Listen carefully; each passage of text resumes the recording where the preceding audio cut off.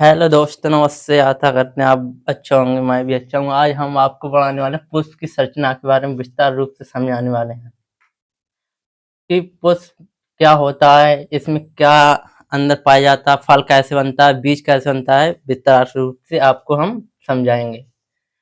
पुष्प के 4 भाग होते हैं, नर, मादा और बादलपुंज, दलपुंज। पुष्प के 4 भाग होते हैं, चारों के बारे में मैं आपको बताऊंगा विस्तार रूप से। जो वर्तिकाग्र और वर्तिका और अंडाशय बीजांड होते हैं, ये नर वाले भाग होते हैं जिसे हम जायांग कहते हैं।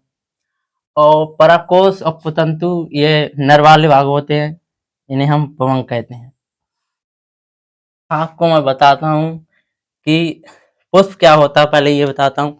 पुष्प एक डंठनुमा संरचना होती है। इसका इसमें पुष्पासन पाया जाता है, उसमें पुष्प वृंत पाया जाता है जिसपे पुष्प टिका होता है। ये बादल होते हैं।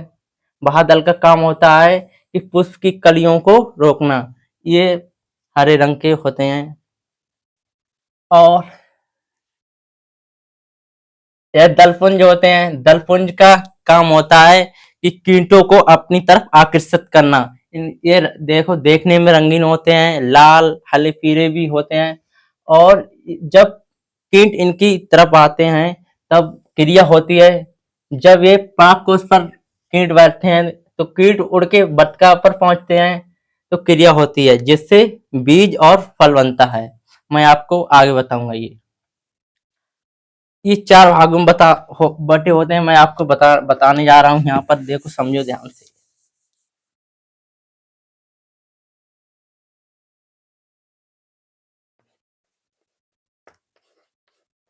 जायांग,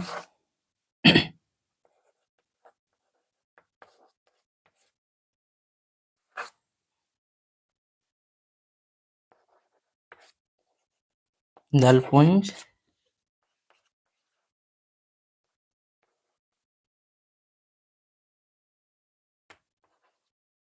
बादलपुंज। अब मैं आपको इन चारों के बारे में विस्तार रूप से समझाऊंगा। देखो, इधर को समझाता हूँ। ये पृथ्वी संरचना थोड़ी नीचे को ढील लो।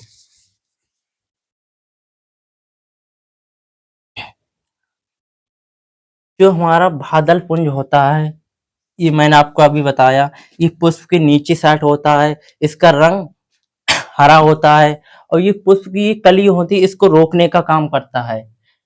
और जो दलपुंज होते हैं, ये आपको बताया, ये कीटों को अपनी तरफ आकर्षित करते हैं।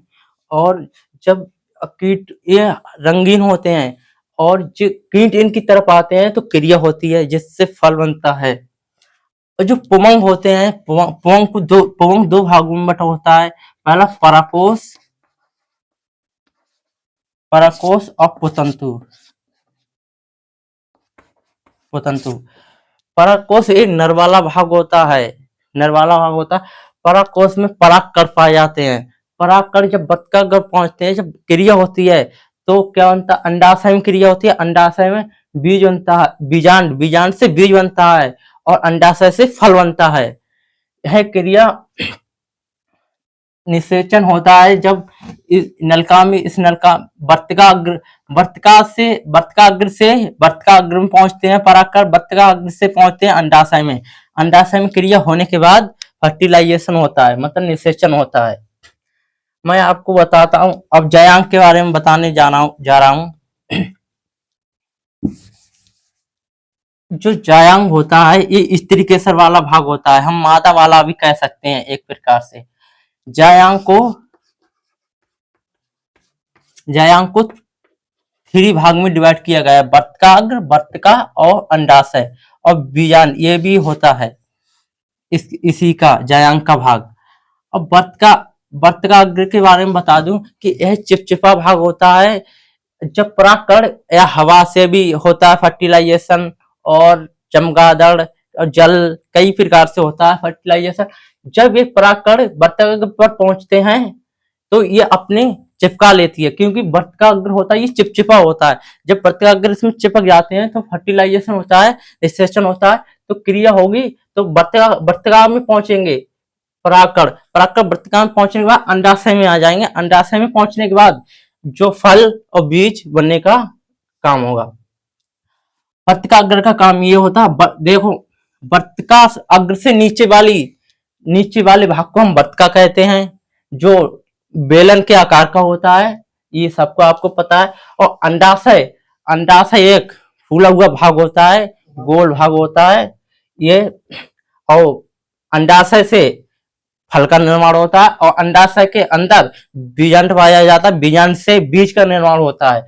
आपको ये पता होना चाहिए। 4 भागों में आपको, आशा करता हूँ आपको समझ में आया होगा, और अगली वीडियो में और अच्छे से देखने को मिलेगा। अब मैं आपको बीजांड के बारे में विस्तार रूप से अगली वीडियो में समझाता हूँ। नमस्कार।